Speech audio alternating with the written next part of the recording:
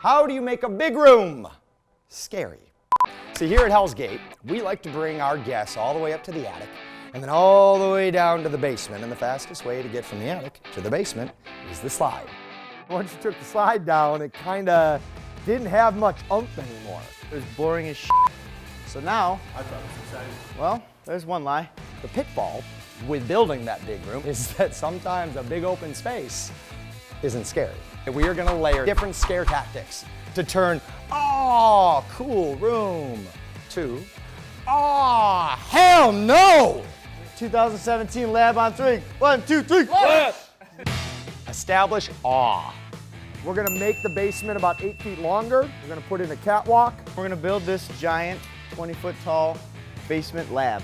Build a room so big that your customers walk in and feel that it is more important than they are.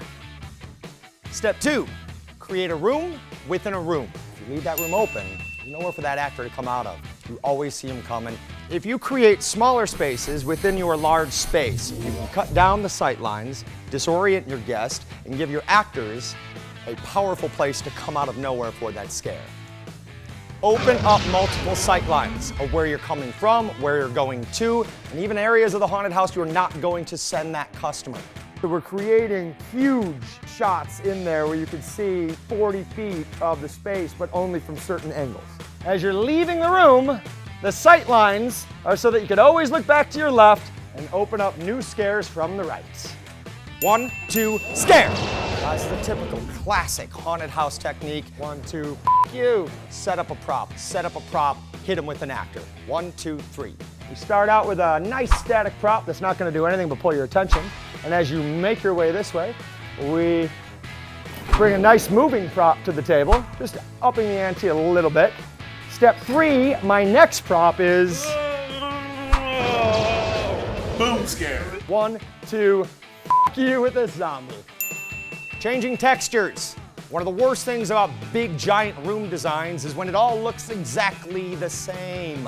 You want to change textures. You don't want to let your guests get comfortable with any part of it. Once we come in here, we want to change textures. So we're looking at different textures. Or we could do glass, and like a leather strap. You want to keep the question rolling in their head, what is that? What does that feel like? What is that going to do to me? We're now bringing in more natural elements, gourds, natural fibers, natural woods. It keeps their eyes going where you want them to go so they do not see the scares coming up in front of them. And last, and the most important thing, you have to tip the chin. If you get them to look up in the slightest way, it changes their entire field of vision. It'll bring your customer's attention up, which opens up their throat for a nice scare from below. No one likes anything coming at their exposed throat. So that's how you take a big room and make it a big, scary room.